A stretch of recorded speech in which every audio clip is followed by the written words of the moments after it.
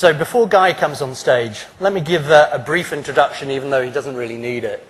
So Guy's probably one of the most storied figures in Silicon Valley over at least the last 20 years. And I had the pleasure of meeting Guy 13 years ago when he came to London. I was working for a venture capital firm called 3i. And 3i at the time was the biggest VC on the planet. We had about 1,000 staff worldwide.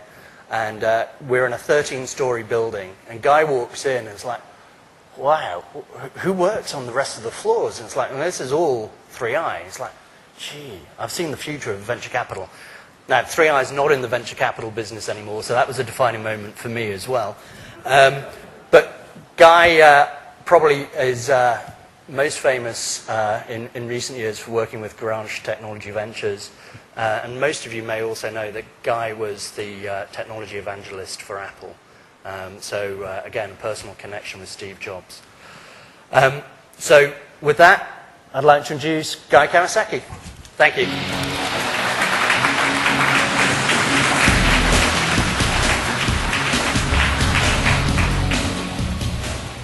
Good morning. Good morning. Although arguably it's not a good morning because the passing of Steve Jobs has definitely left a large hole in the universe. And I worked for him from 1983 to 1987, and then from 1995 to 1997, I worked for Apple again. And just as he came back towards the end of 1997, so we overlapped again. So arguably, I'm one of the few people in the world who've worked for Steve Jobs twice and survived. So I consider it an honor to have worked for him. He fundamentally changed my life. He changed the lives of many Apple employees. And he also changed the lives, I think, of many, many people in the computer business, in the phone business, in the tablet business, in many places, in the music business. So if you look at your agenda, I'm supposed to give a speech today about how to enchant people, how to be an enchanting person, to change people's hearts, minds, and actions. But because of Steve's death yesterday, this morning I wrote a completely new speech. And so you're not going to see what's on the agenda.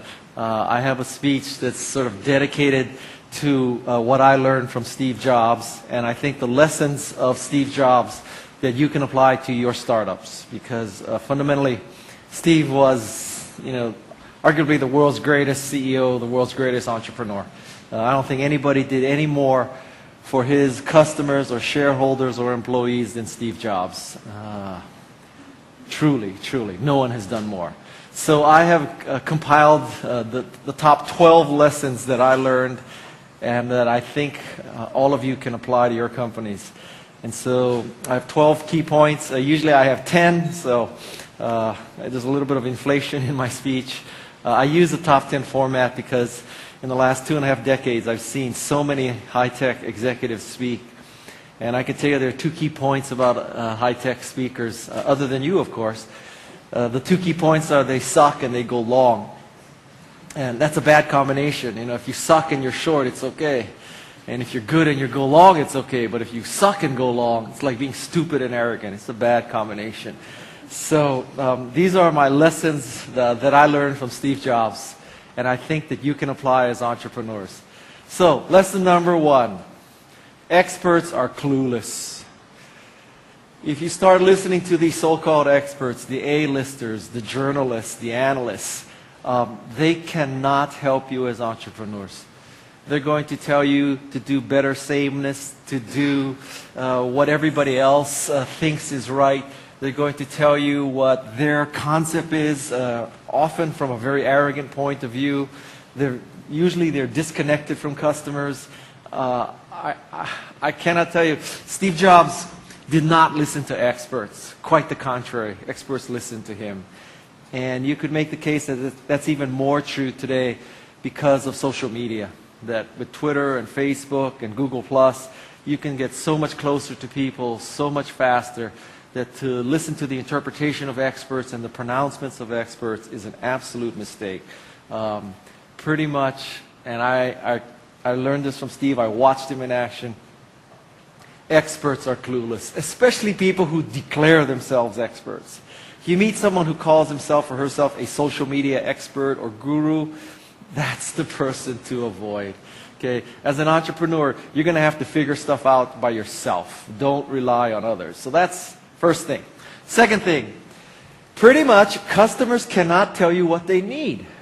If we had asked customers in 1983 what they needed, they would have said, I need a bigger, faster, cheaper Apple II. Or I need a bigger, faster, cheaper MS-DOS machine.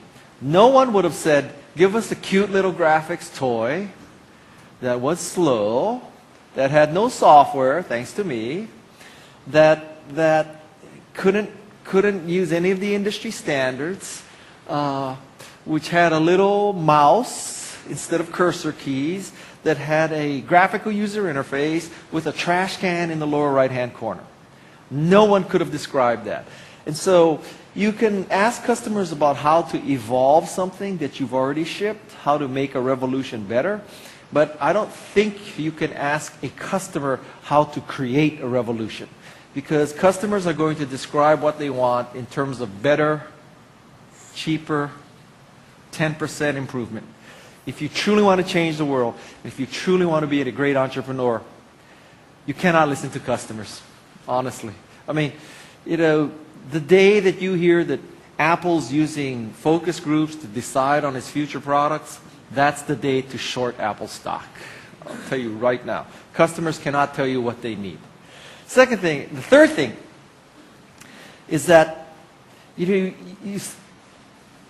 quite to perhaps people's surprise, what I learned in the Macintosh division, working with those 100 or so other great people, was that we rose to the occasion. We did our best work in our careers because we were presented with the biggest challenge.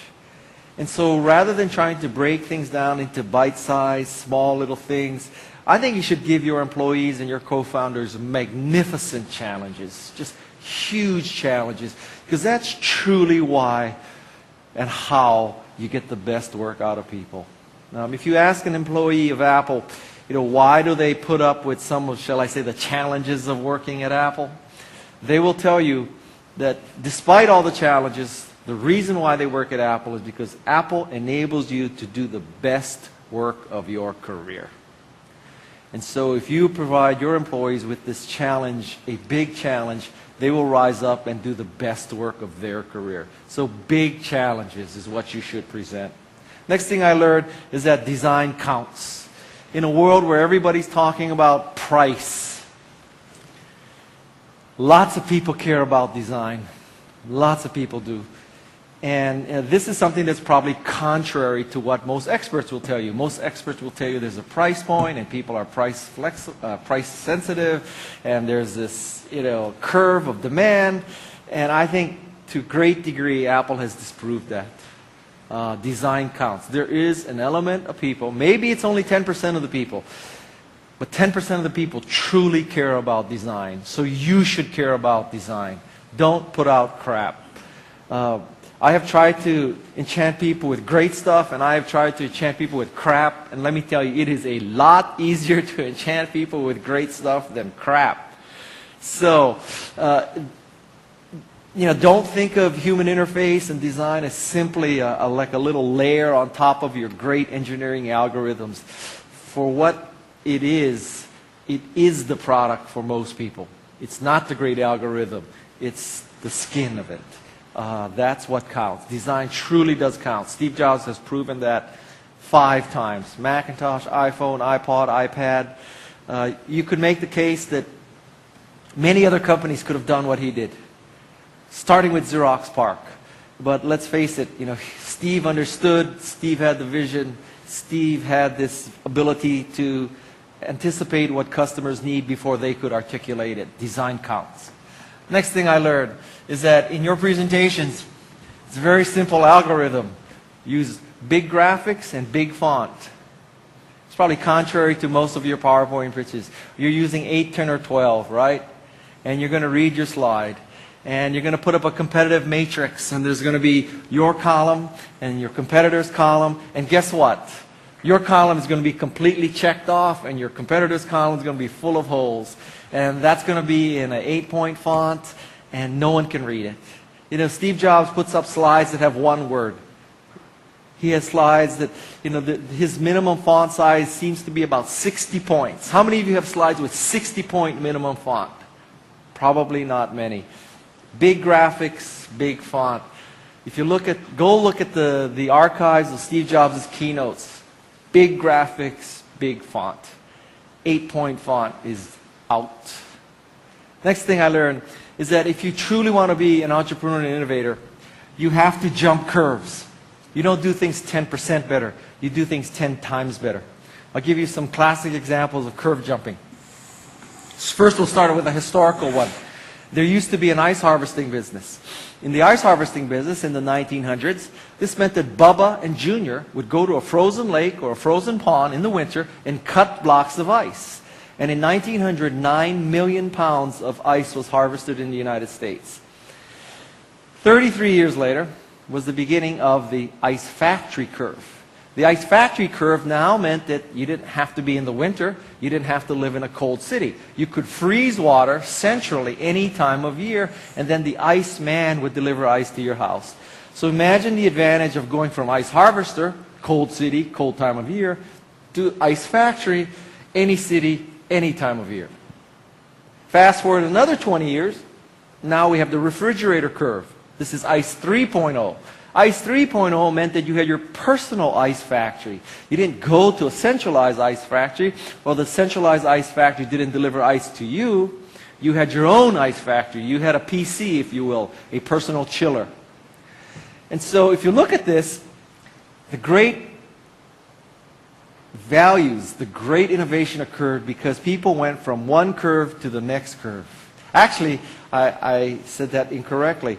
Very few people went from ice harvester to ice factory to refrigerator curve. Most people, they were ice harvesters. They defined their business as ice harvesting. They died on it as the ice harvester.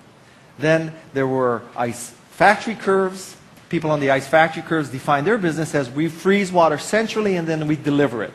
Those people died as ice factories. They did not become refrigerator companies. And refrigerator companies are not looking at biotech. So one very important lesson is if you really want to change the world, you can't necessarily do it on the curve you're on.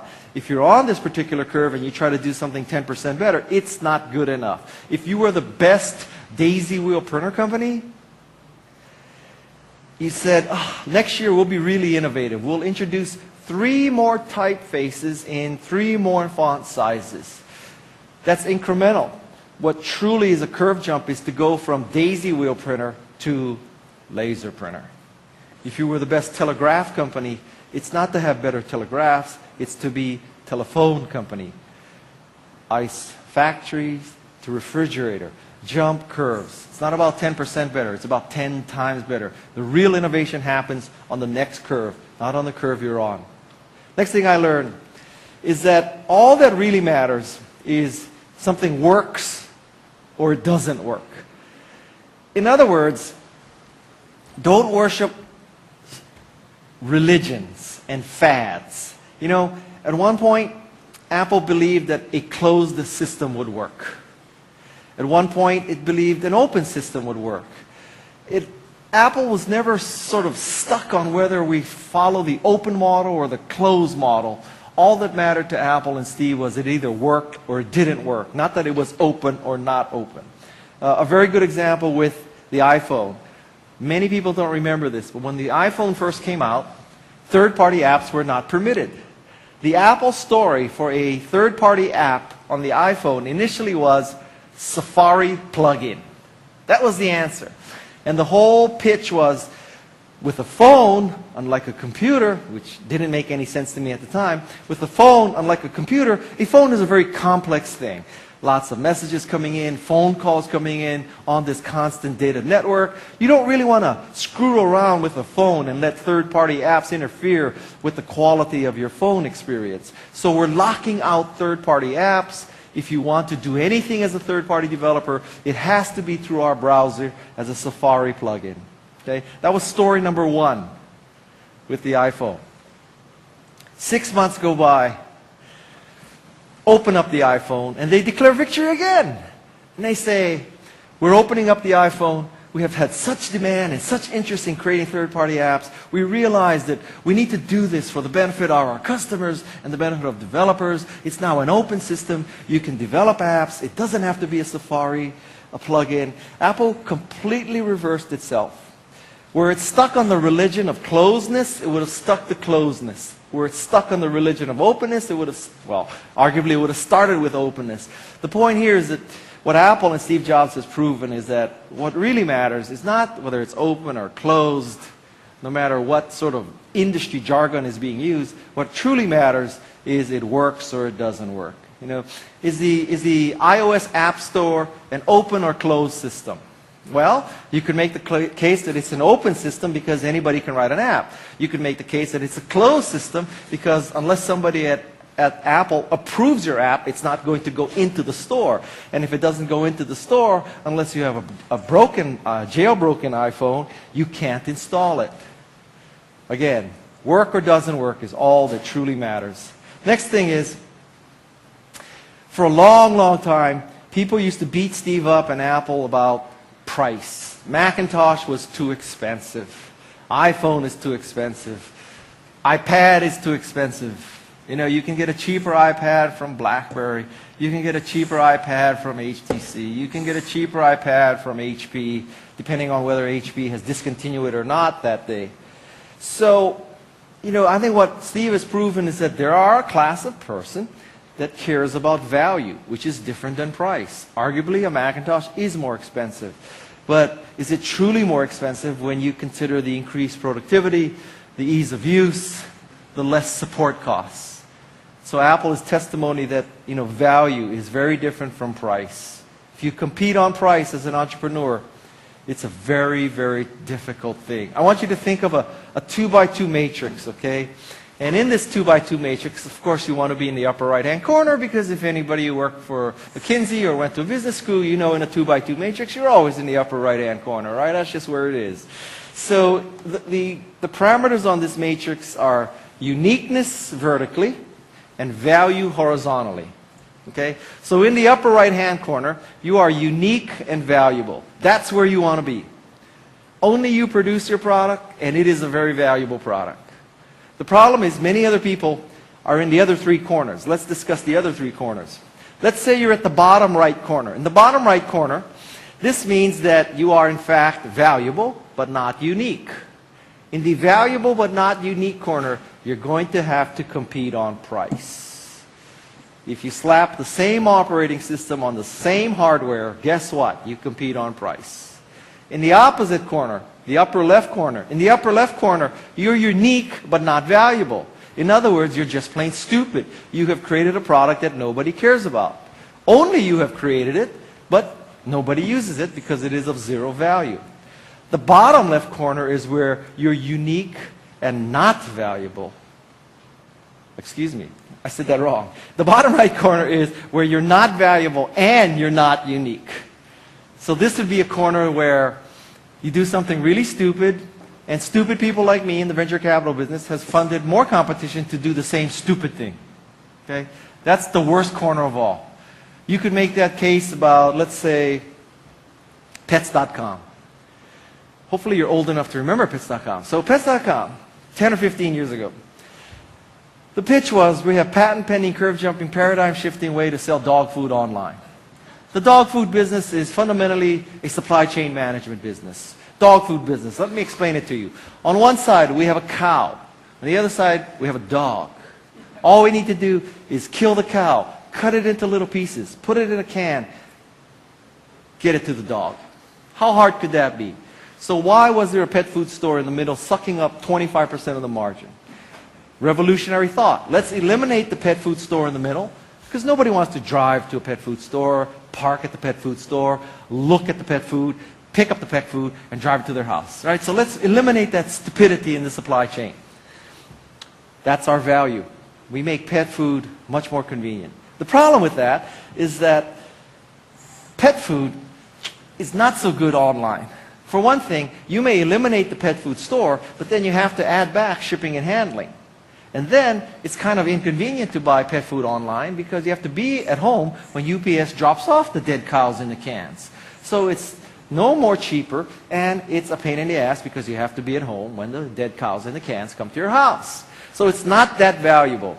And then there was Pets.com, and so since there was Pets.com, then venture capitalists figured, well, we need our own Pets.com, so that's why there was iPets.com, ePets.com, LastMinutePets.com, DiscountPets.com. There's 16 ways to spend as much money for dog food online as at the pet food store and have the added inconvenience of having to be home when the pet food came to your house. That's the .com corner. Not unique, not valuable. So the corner you want to be in is the upper right-hand corner. If you're an engineer, you have to create a unique product or service. If you're a marketer, you have to convince the world that it is unique and valuable. It's that simple. I'll give you some examples of products that are in that corner for me. I love to go to movies. I have 4 kids. We love to take our kids to the movies. One thing you'll learn taking kids to the movies, it is a pain in the ass to get 4 kids to the movies. So you really want to know before you go that you have tickets. We live in Atherton. We go to Redwood City 20. Redwood City 20, you can buy tickets at home using Fandango. That's the only service that theater supports. Therefore, it's unique. If I want to buy tickets online and print them at home, I have to use Fandango. Unique. It's also valuable because now I know that I have a ticket before I get to the theater. I also skip the ticket buying line. I go straight into the theater. For me, that Fandango is unique and valuable. This is a Breitling emergency watch. This watch, if you unscrew this big knob, you pull it out, there's an antenna. That antenna broadcasts the emergency signal at the 121.5 band. And this signal is caught by airplanes. So if I'm ever in a life-threatening situation, I've gone skiing and I've gone off the path, I'm sailing and I'm like lost or something like that, I could pull this and this watch could save my life. This is not something you do, you took Rengstorff instead of Shoreline coming here today. This is something you do when you're about to die. This is a very unique watch. This watch can save my life. High and to the right. This watch is not the cheapest watch.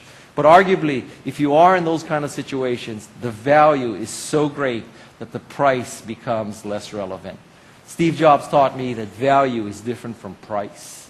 Next thing, Steve Jobs taught me that A players hire A players. B players hire C players. When you hire a C player, guess what a C player hires? A D player. Guess what a D player hires? An E player. This is called the bozo explosion. Okay? You need to fight the bozo explosion. Right now, you're all small companies. You're thinking you're hiring A players. The moment you lower your standards and hire a B player is when the bozo explosion starts. You hire a B player, the B player is going to say, I have to hire people who are not as good as me because they would show me up. They would be better than me. They might rise above me. So B players hire C players. And then the C players get in a position of hiring. Guess who they hire? The D players. And you wake up one day and you will be freaking surrounded by bozos. That is a bad thing. In fact, I think I have a way to improve what Steve said. I think A players hire A plus players. That arguably you would hire people better than you, not just equal to you. And I'll tell you, my experience is engineers have the hardest time with this concept. And the reason why is that engineers think that engineering is hard and everything else is easy. Right? So typically when you meet an engineer, the engineer says, engineering is really hard, programming is really hard, design is really hard, but finance is easy. If I wanted to, I could be the CFO. If I wanted to, I could be the CMO. If I wanted to, I could be the VP of operations. If I wanted to be, I could be the vice president of sales. Because engineering is hard, everything else is easy. So an engineer in particular violates this because an engineer is always trying to hire people that for positions that they think they can do better. It's a very dangerous thing. For an engineer, be very cognizant. Let me tell you something. Finance ain't easy. Sales ain't easy. Marketing ain't easy. And ops ain't easy. Engineering ain't easy either. But don't denigrate the other positions. Hire people who are better than you.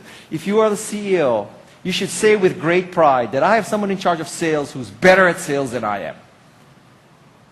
And if you are the CEO, you should hire someone who you could say, I hired a VP of marketing, and this VP of marketing is much better than I am at marketing. That should be a source of pride for you. Next thing is, real CEOs can demo. Seriously, real CEOs can demo. It's not bullshit MBAs, that you brought them in because of their credentials. Real CEOs can demo. They can actually use the product. And I've sat in many, many pitches where CEOs come in and they say, well, now I'm going to let my VP of engineering demo the product. Like, why? Can't you demo it? Don't you know how to do it? If you really want to be a great CEO, you have to demo your own product. You can't demo your own product, quit. Something's wrong with you. Real CEOs do demos. Steve Jobs proved that. Nobody could do a demo better than Steve Jobs. It's going to be one of Tim Cook's biggest challenges. Real CEOs can demo. Next thing. Real entrepreneurs ship, not slip. They ship. My theory is taken off from Bobby McFerrin. Bobby McFerrin had a great song, Don't Worry, Be Happy. Real entrepreneurs, don't worry, be crappy. Which is, when you have jumped curves, when you've gone from ice harvesting to ice factory to refrigerator company, when you've gone from daisy wheel printer to laser printer, the first version of the laser printer can have elements of crappiness to it. Right? The first laser printer from Apple was $7,000, slow Apple Talk network, single-sided, no envelopes, 8.5 by 11 only. Right? Piece of crap. But it was a revolutionary piece of crap. If we had waited for the perfect world of double-sided, envelope feeding, multiple, megabytes of RAM, faster network, we would have never shipped. So as an entrepreneur, you have to understand that you need to ship. You need to ship. Don't worry, be crappy. I am not saying ship a piece of crap. I'm saying ship something that's jumped curves that has elements of crappiness to it. Big difference, okay? But real entrepreneurs truly do ship. And the last thing I learned from Steve Jobs is some things need to be believed to be seen. Most of the time you hear this in the opposite way, which is some things need to be seen to be believed. Not for an entrepreneur. This is how it works for an entrepreneur. You have to believe in your product, you have to ship your product, and then people will see it, and you will see it. And if you don't believe, it'll never happen. If you wait for proof, it will never happen. If you wait for customer validation, it will never happen. You have to believe. The reason why Macintosh was successful is that at the core, 100 people, starting with Steve Jobs, believed in Macintosh. And because we believed in Macintosh, we made it real, which is very different than if Macintosh were real, then we would believe it. If that were the case, Macintosh would never have succeeded. You have to believe in some things if you want to see some things. So, what time is it? Perfect timing, 22. So, this is the 12 lessons that I learned from Steve. And can we take Q&A? Oh, absolutely. Yeah, I would love to take Q&A. Usually if I gave you my enchantment speech, I'd be pushing it. It would take 1 hour. So this is unusual. I have time to do Q&A. So let's do Q&A.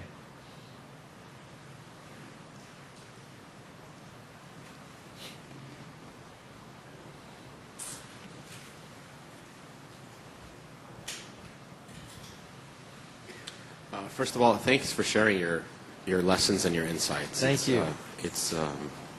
I've heard you speak many times, and it's always enlightening. My question is regarding the point about A players need to hire A+ players. Yes. And this is a point that has been stated several times by many individuals, that hire people better than you. What are your suggestions regarding people developing the emotional understanding that they have to let go? It's not about them, it's about hiring the best talent in terms of getting the best people.